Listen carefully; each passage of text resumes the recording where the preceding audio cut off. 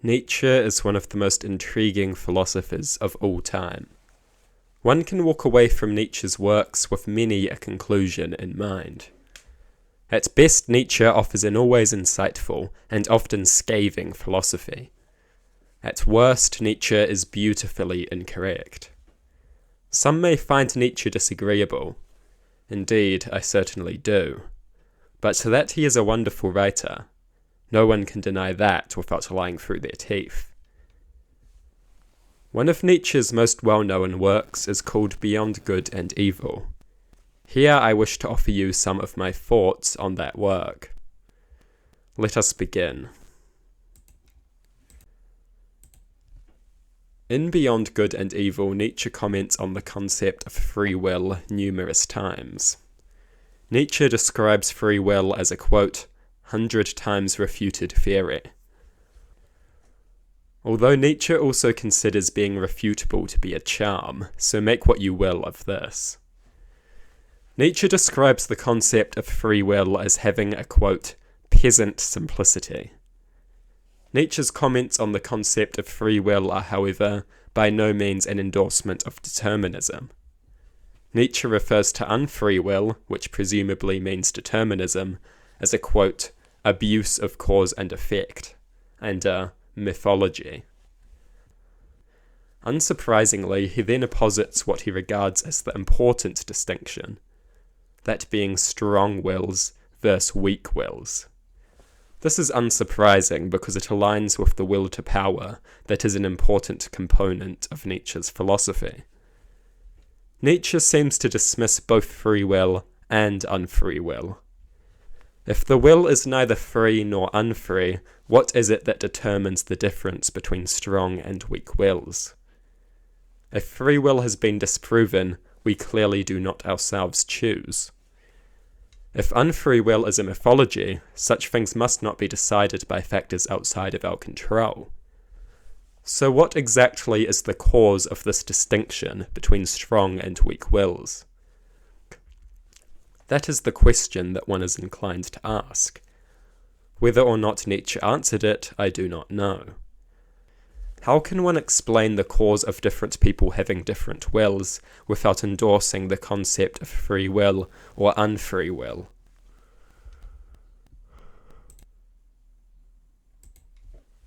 Nietzsche argues that a good which is shared is not a good at all. Furthermore, he believes the notion of a common good to be self-contradictory. This represents Nietzsche's amoral individualism. Many nationalists follow Nietzsche, and Nietzsche is often associated with the Nazis. Yet Nietzsche's contempt for the concept of the common good represents extreme individualism. It is a far cry from the collectivism of fascist nationalism.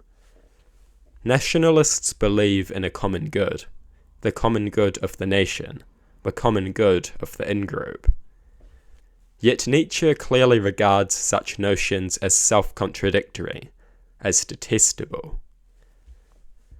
Nietzsche subscribes to an amoral individualism, which is antithetical to not just liberalism, but also ideologies such as nationalism, which have their own conceptions of the common good. Nietzsche is opposed to collectivism in this regard. He is disgusted by the notion of the common good that lies at the very heart of collectivism. But his disgust is utterly unjustified. There is nothing self-contradictory about the notion of a common good. Nietzsche claims that anything common has little value, and this is because when Nietzsche says good, he doesn't mean happiness, well-being, meaning, fulfillment, comfort, or satisfaction. When Nietzsche says good, he means superior. This is why he regards the common good as self-contradictory. Obviously, there can be no common superiority. By its very nature, this arrangement must be reserved for the few at the expense of the many. But is superiority really good? Not necessarily. The logical conclusion of this amoral individualism, rejection of the common good, and fixation on superiority, is a cruel and brutal society that is devoid of empathy and compassion, in which the well-being of the sentient is afforded little to no consideration. Does it seem like a good idea for a being who can suffer to propagate this kind of society? Is it rational for those who can suffer to create such a society? Is the society good in any serious sense? Consider those questions. Consider your capacity for suffering and decide how much sense it makes to promote this kind of a society. For Nietzsche, the common good is contradictory, solely because good means superior. But what is good about superiority? What is good about the state of affairs to which the obsession with superiority leads?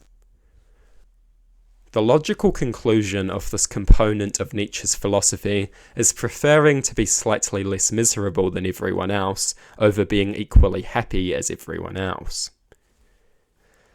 If given the choice between a state of equal contentment or a state of slightly less misery, Nietzsche's philosophy must choose misery every time, because it represents superiority, and superiority is good.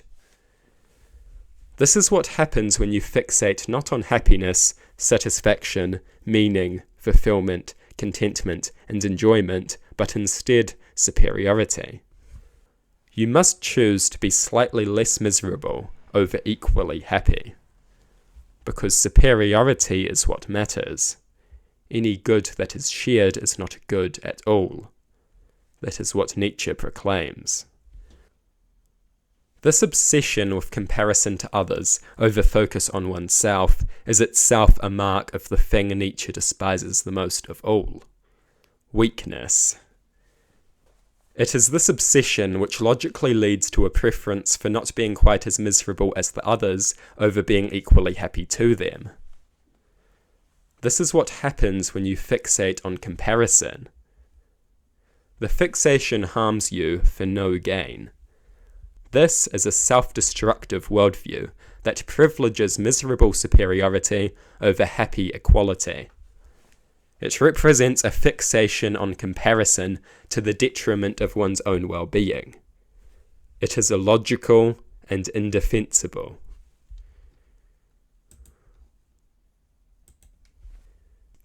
Nietzsche expresses contempt for the idea that suffering ought to be opposed and abolished. According to Nietzsche, suffering actually enhances us. Suffering causes us to advance and improve. And for this reason, seeking to oppose and abolish it is a mistake. Nietzsche misses something very important. It is not suffering that causes us to advance and improve, but the desire to escape that suffering. Suffering itself doesn't enhance us. Our efforts to rid ourselves of it do. This is true of technological advancement, personal advancement, scientific advancement, political advancement, and civilizational advancement at large.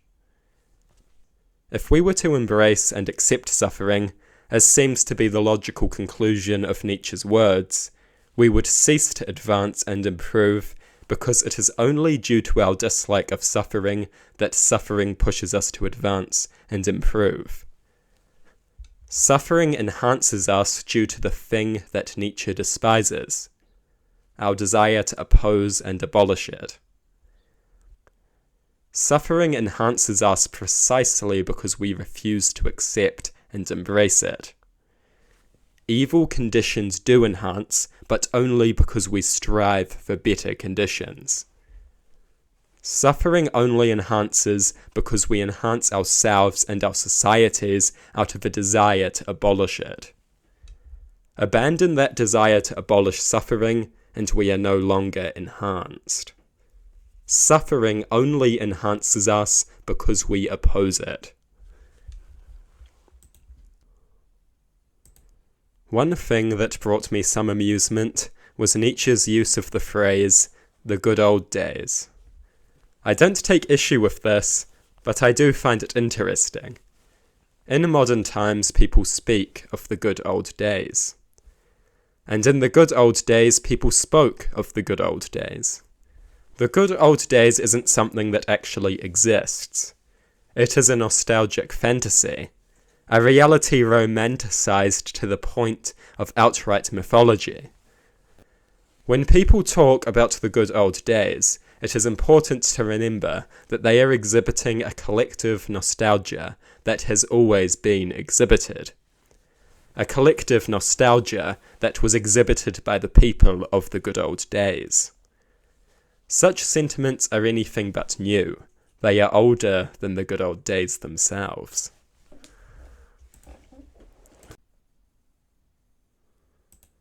According to Nietzsche, the ultimate desire of the living is to exercise strength. The will to power. For Nietzsche, the most important things are strength and power. Obtaining and exercising these things is the ultimate pursuit. For Nietzsche, strength and power are not means. They are an end. They are the ultimate end. Yet they are not an end at all. Strength and power are themselves means. Means to the ultimate ends. The pursuit of pleasure and avoidance of pain. People pursue strength and power because doing so gives them some form of satisfaction, fulfillment, happiness, or meaning. In a word, pleasure. Power is not pursued for its own sake.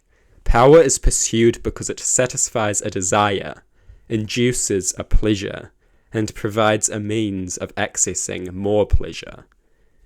Everything is given its meaning through pain and pleasure. These forces govern the sentient existence. People pursue power because they enjoy pursuing power, because they enjoy the thought of holding power, or because having power allows them to do things that they enjoy. Assuming that a will to power is the ultimate drive, why is it that so many lack interest in power? Many people put a million things before the pursuit of power. People refrain from exercising potential influence constantly.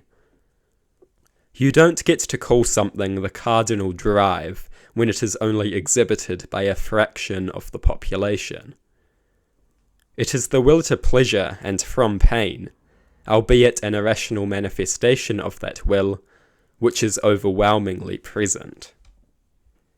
It is that drive which is always behind the pursuit of power. One may interpret the will to power as simply meaning the will to make decisions or to act, but this is by no means the prevailing interpretation. In fact, it is so far from the prevailing interpretation that it barely warrants mention. It is also not the cardinal drive.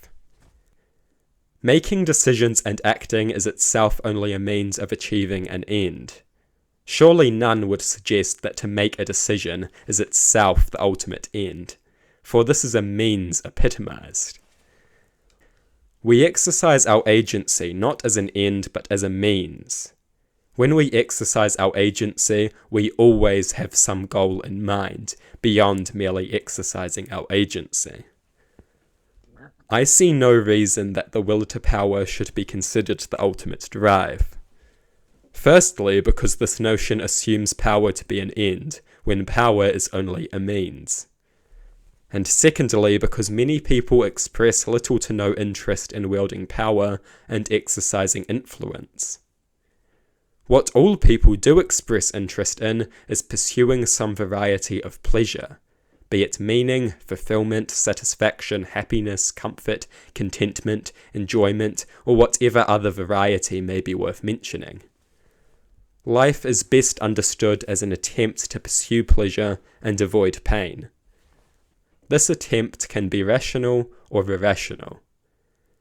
Nietzsche thinks this is naive. Nietzsche thinks that there are more important problems than pain and pleasure. How can anything be a problem at all if not in relation to pain and pleasure? All problems are ultimately tied to pain and pleasure. They are problems because they cause pain and/or prevent pleasure. Problems are solved out of a need to avoid pain and access pleasure. That is the reality. It takes many different forms, but pain and pleasure always play a key role. Where is the naivety in taking these immensely powerful forces for what they are? For in truth there are two gods. They call one pain, and the other pleasure. And it is they who ultimately determine when power is to be pursued. If there is a cardinal drive, it is the pursuit of pleasure and avoidance of pain.